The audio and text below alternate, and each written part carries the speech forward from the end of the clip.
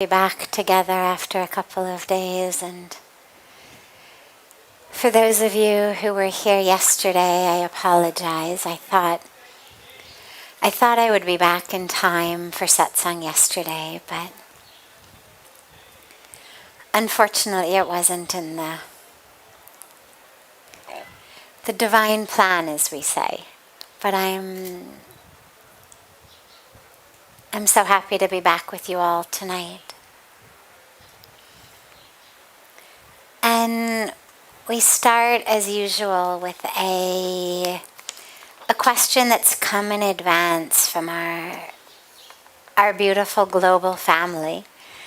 And then I'll open it up to any questions that anyone here might have.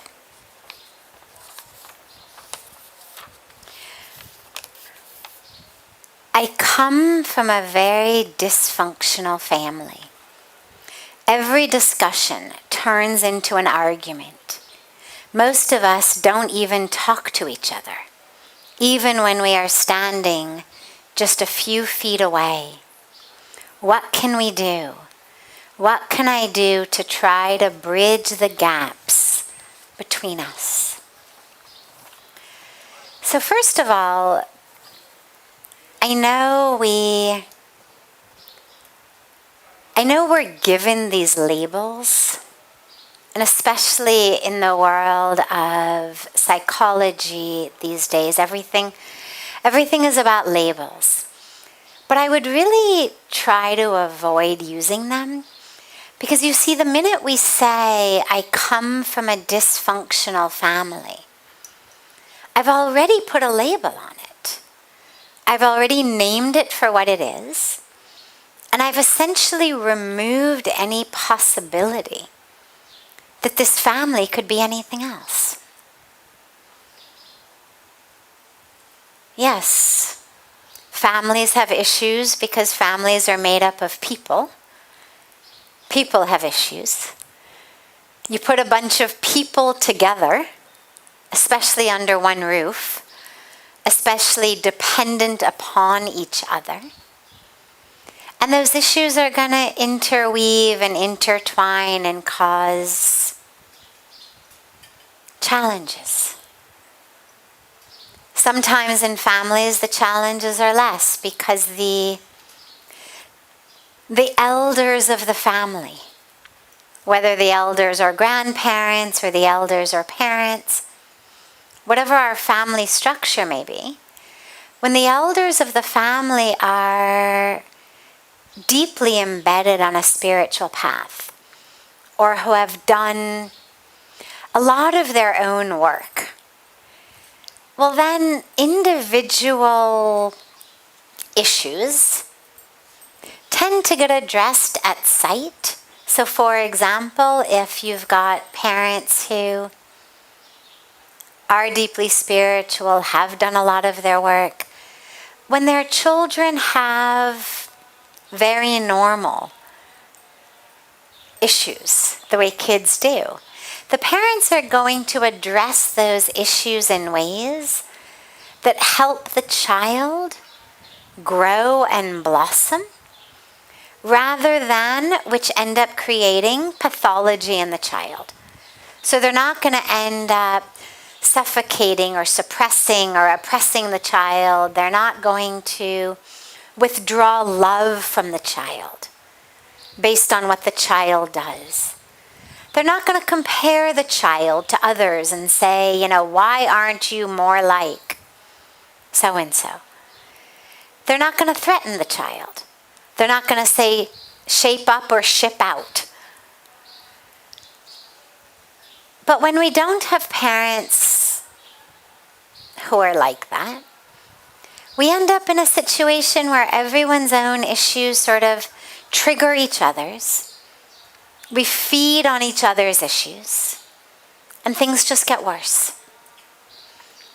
Then we end up like the person who asked the question, not speaking to each other, even if we're a few feet apart. The way to bridge these gaps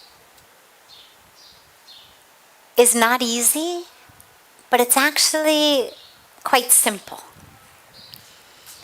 Pujya Swamiji speaks about the ego as the capital I. It's a very beautiful, he's got this incredible way of taking very complex topics and giving them in easy to remember, cute ways. Those of you in the Arti heard him talk about how, we've got everything set, but we're upset. So in the same way, he has a beautiful teaching about the capital I as this representative of our ego, being, of course, vertical, and therefore standing as a wall between us. But if you take that capital I, that vertical I, and you quite literally bend it, it becomes horizontal. And when the I becomes horizontal, in and of itself, it's a bridge. And I've always loved this teaching. I still remember when I heard him say it the first time 25 years ago. Because when we're standing in our egos, the I am right. Why should I say sorry? Why should I budge? Why should I sacrifice? There's really, if you're mindful of the physical body, if you're somatically aware of the body itself, of the energy of the body, of the breath in the body, what you find is there is a tightness and a tension. There's a sense of like, this is me. Why should I budge? Why should I bend? Why me? And it's so interesting because if you notice, the more we stand like that, the less fluidity there is in the body. You end up where from the top to the ground, you're sort of in one, it's like more like a 2x4 than like a flowing, fluid human being. Because we're so stuck in holding ourselves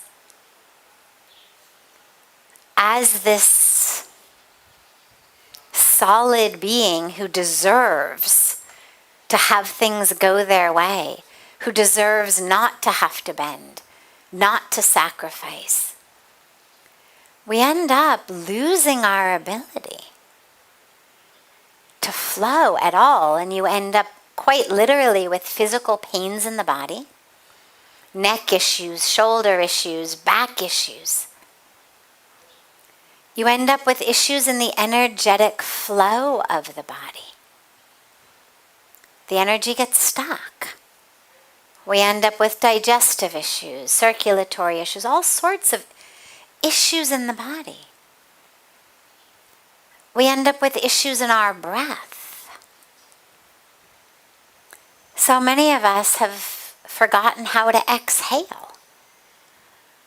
We're really good at the inhalation. But we have forgotten actually how to exhale. And it's in an exhalation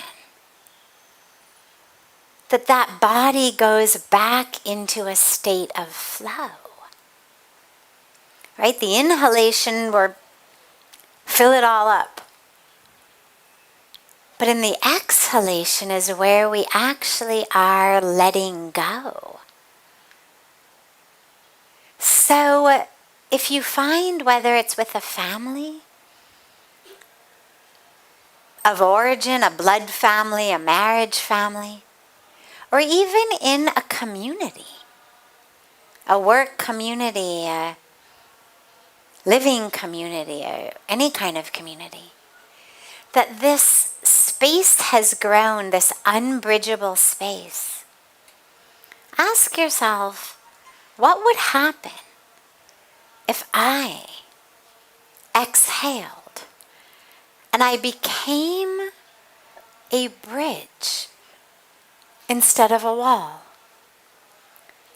So many of us think that in order to protect ourselves, we actually have to not give in. We think that somehow if I say I'm sorry, if I let go, I'm going to be weak, I'm going to be a doormat, people are going to walk all over me. And it's one of the greatest and most tragic myths.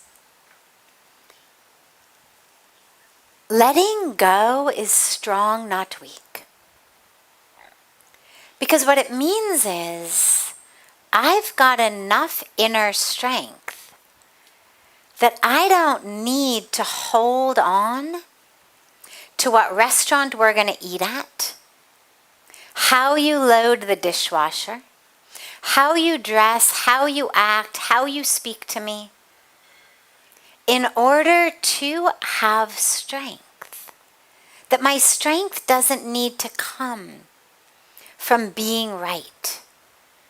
My strength doesn't need to come from pushing away at the world. I've got enough inner strength that, you know what? We can load the dishwasher your way, and I'm still strong. We can go to your choice of restaurant, and I'm still strong. We can do things your way, and I'm still strong. Like, I don't need that. I don't need to win this fight in order to have self-esteem. You know, people say sometimes, well,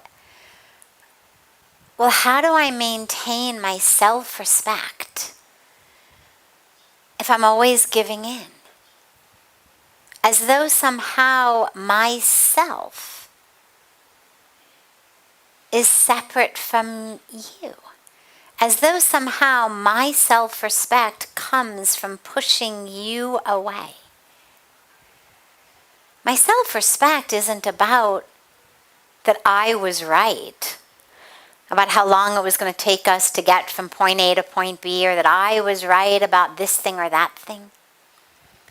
My self-respect comes from knowing that self.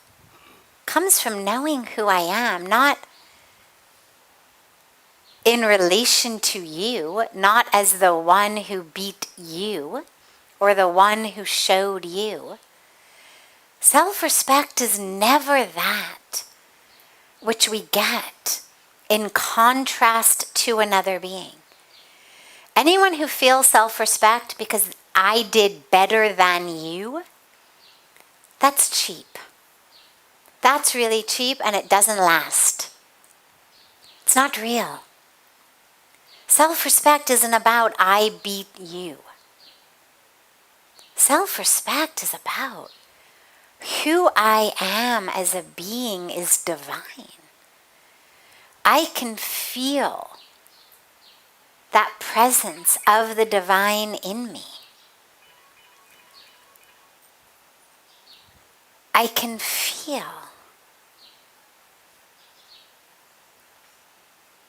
that connection to consciousness. I know it. That's what self-respect comes from. Who I am is consciousness. Who I am is divinity. Who I am is love. That's what it comes from. It's not about what grade I got on the exam or, what I'm doing in the office place. It's about that core of who I am, and it's about knowing that each and every day I'm doing the best I can. I'm living in alignment with dharma as best as I can. Whatever dharma means to me. Living in alignment with honesty, integrity, compassion, generosity, caring, truth. I'm living in alignment with it as best as I can. That's what it comes from. So don't think that you need to be a wall instead of a bridge in order to maintain your self-respect. if you can be a bridge, you're doing God's work on earth. You are uniting. To unite is yoga. What you're doing is yoga. Normally when we talk about yoga and union, we talk about the union of my breath to my body, my mind to my muscles, my individual self to the divine self. But if you can use your life to actually be a bridge that brings union to others, what a beautiful yoga. This is why we bend. It's why we bend, we bow. When we bow, we bend. The highest form of respect is what we call Dandavat Pranam. Literally lying on the ground. Why? No guru worth their salt cares that you're lying on the ground. It's not that the real gurus are waiting for you to lie on the ground in front of them. It's not that God loves you more if you're lying on the ground. We lie on the ground to offer that ego up, to surrender it, in the awareness that you can bless me, grace me, teach me, show me. Only when there's some flexibility in my life.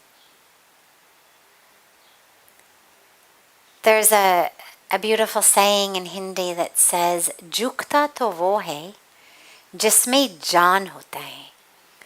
Akkad to murde, pehchan hote hai.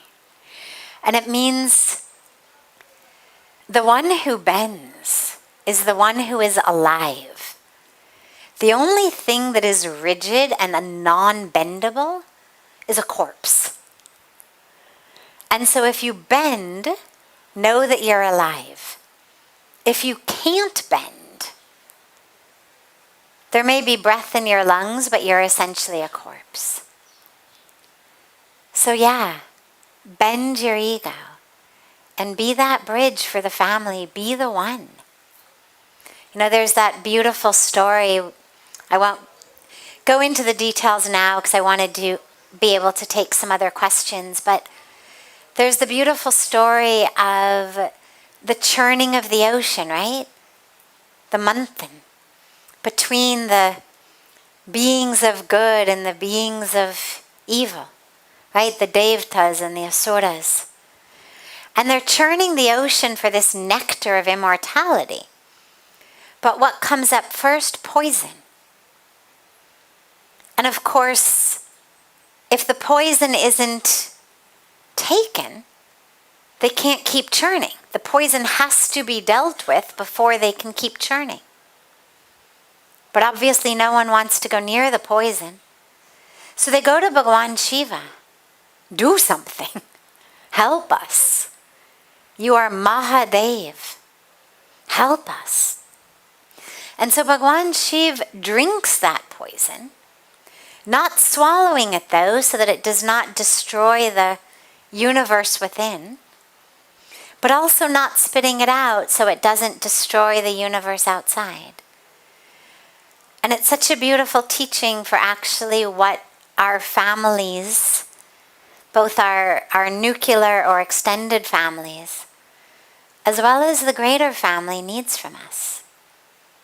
To be that one who is prepared to bend their ego, to become the bridge, to drink the poison knowing it's not going to kill me.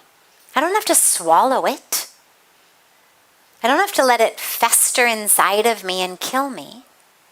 But I also don't have to spit it out on all of you. There's actually a third option.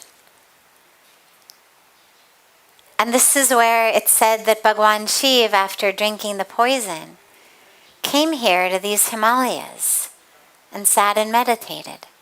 It's a beautiful mandir just a little bit up in the mountains from us called Nilkand, which means blue throat.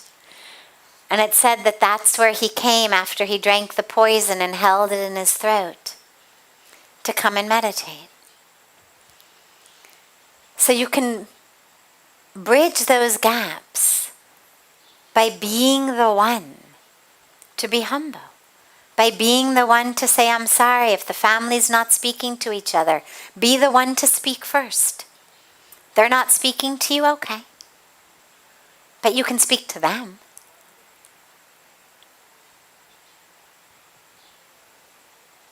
Be humble. They may not speak to you immediately. Keep speaking. Keep speaking. Eventually the ice will melt. Doesn't happen the minute the sun comes out. Takes a little bit of time. But let that love of your heart be that sun that melts the ice.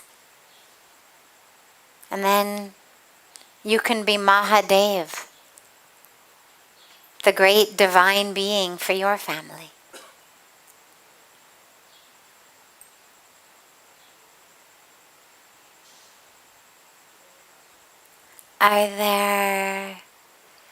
Are there any questions that anyone here may have?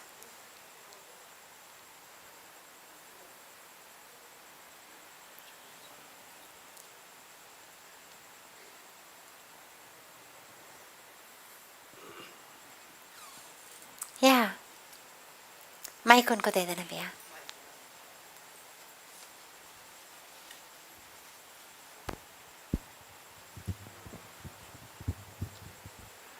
Thank you so much for this beautiful lecture. I think it has been a while for me to attend this kind of a class. One question I have, which always keeps in my mind, is about, you talk about the dharma, right? Dharma of a human being. Now, I also believe and understand that dharma is to kind of completely surrender to that Supreme Personality. But how to tame our mind, how to be on that track consistently, convincing your mind that, yes, that's your ultimate goal, that's your dharma, and be completely aligned to it, because mind doesn't allow you to do that, right? Mind is like a monkey. Beautiful. So you can't convince your mind of anything. And the reason you can't convince your mind is when you decide, let's just say, okay, today I'm going to convince my mind that my dharma is to walk this path instead of the path my mind has been walking.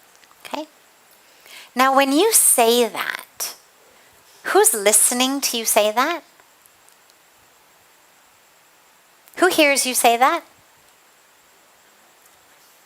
You've said it quietly. I'm not anybody around you. You've said it to yourself. Who's inside listening? The mind. So you can't catch it unaware. It would be like if you and your wife, if you're married, were saying, okay, today is the day we're going to convince Jimmy that he's not allowed to have any more sugar because it's really bad for him. Today is the day. And you sat at the dining table plotting how you were going to convince him. But you didn't realize that Jimmy was actually listening to the whole thing through the doorway. Now, when he knows exactly what your plan is, he's ready. He's got an answer for everything you're going to say. There's no way you're going to convince him.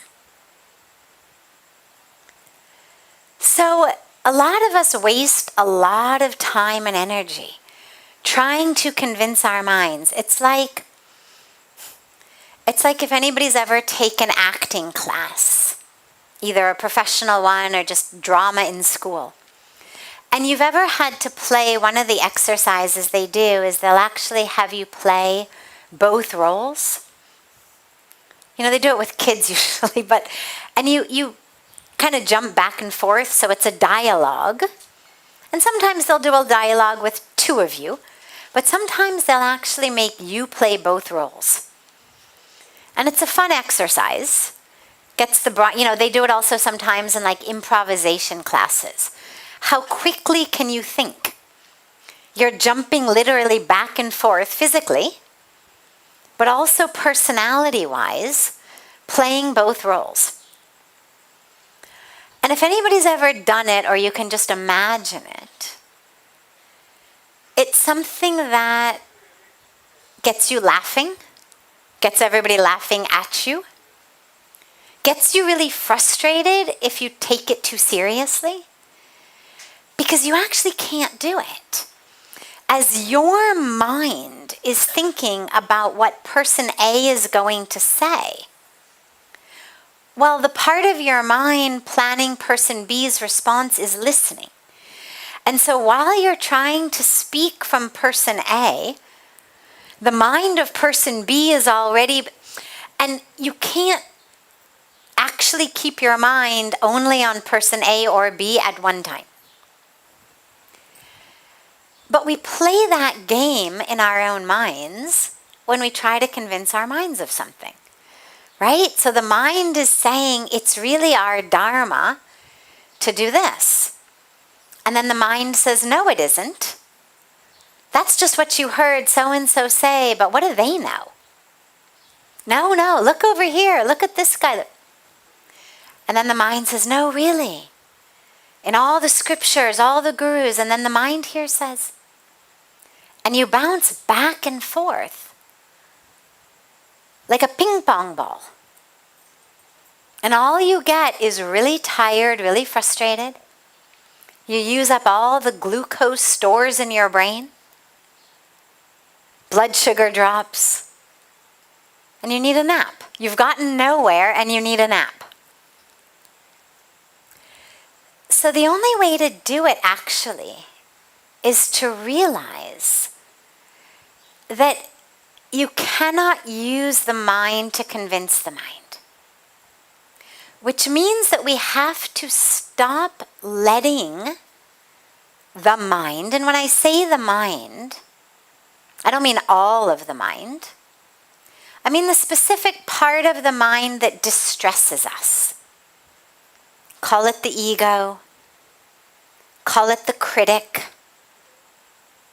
But I like to think about it as the roommate you would have kicked out of your house years ago. Right? Imagine that you rented out a room in your house. And you had somebody come in. And all they did was torture you. All day and all night. While you ate, while you were trying to sleep, while you were bathing, while you were reading. All they did was keep telling you, you don't have enough money. You don't have a house in the right area of town. This is wrong, that's wrong. Did you see that over there? You know, you really said the stupidest thing at dinner tonight. Why couldn't you be smart like this guy? Don't you think your wife might be cheating on you? Well, you know, if you took better care of yourself, she wouldn't have to be cheating on you. I mean, you would have kicked that guy out so long ago. Keep your security deposit, no problem, just leave. Take it all back. I don't want your rent, just go. And yet, we allow that being to live in our minds. And we listen to him or her 24/7. And we actually pay attention. And we actually do things accordingly. So what's really most important is simply to see that part of the mind as other. I'm usually all about oneness and self. But in this case, it actually helps to see it as other.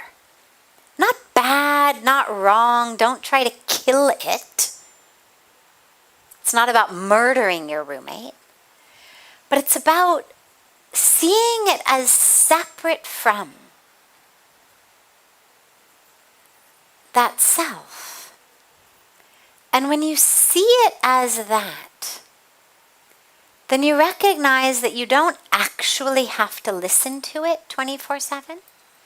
That you can consciously make a decision about where your mind is going to go, because there's a lot more to your mind than just this ego self, the programmed self, the habitual self.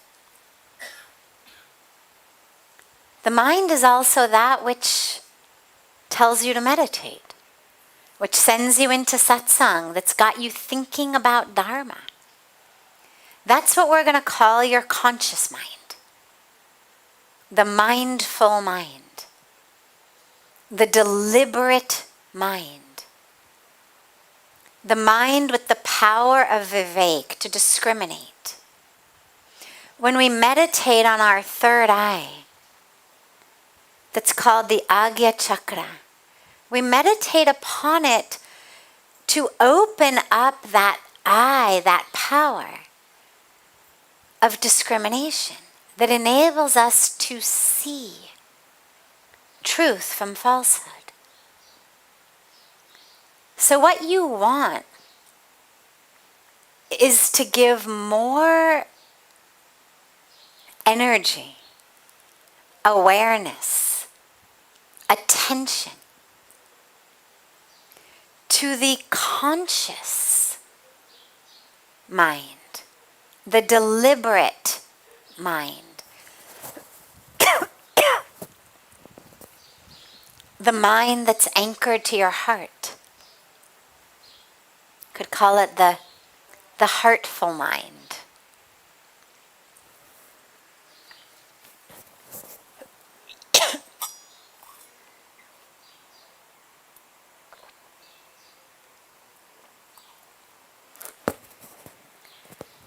And to give less attention, less time to that unconscious, subconscious rambling that's trying to take you astray.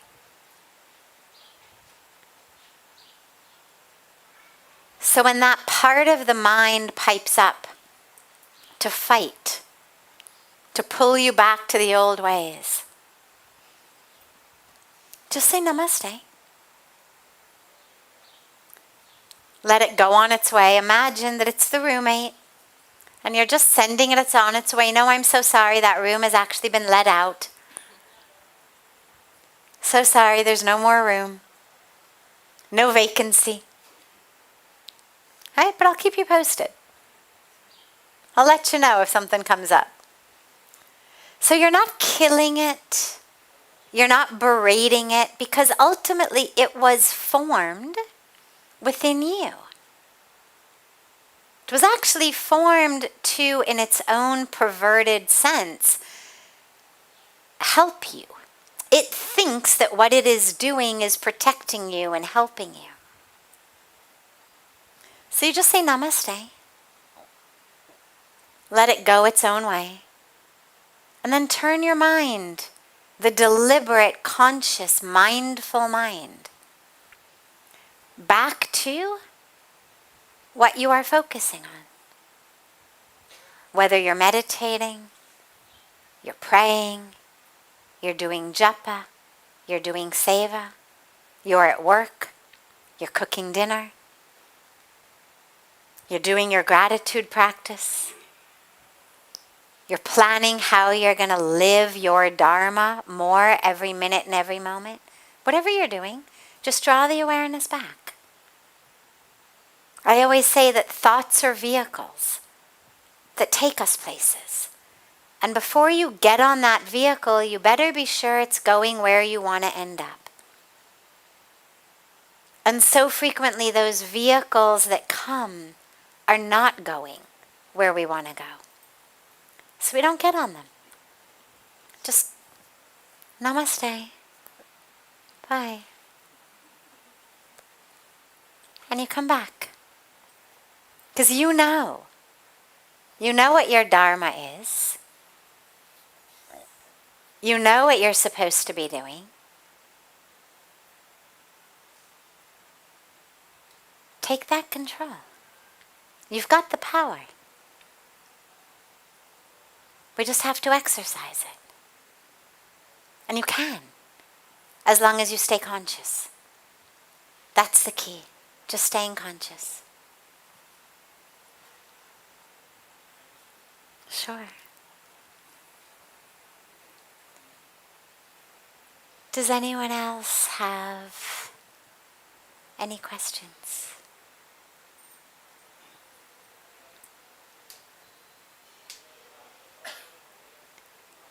Beautiful. Well, have a beautiful, beautiful rest of your evening. A beautiful morning and day to our family joining us online from all over the world. And if you did have a question but you feel shy to ask it publicly, you can speak with Sevanandaji after the satsang, and he will get it written down on the list of questions that come to me in advance, and we can take it, or between now and tomorrow evening you can work up the courage to ask it, because as I always say, whatever question you have, inevitably you're asking it on behalf of everyone. So I look so forward to seeing you all tomorrow. Have a beautiful, beautiful night.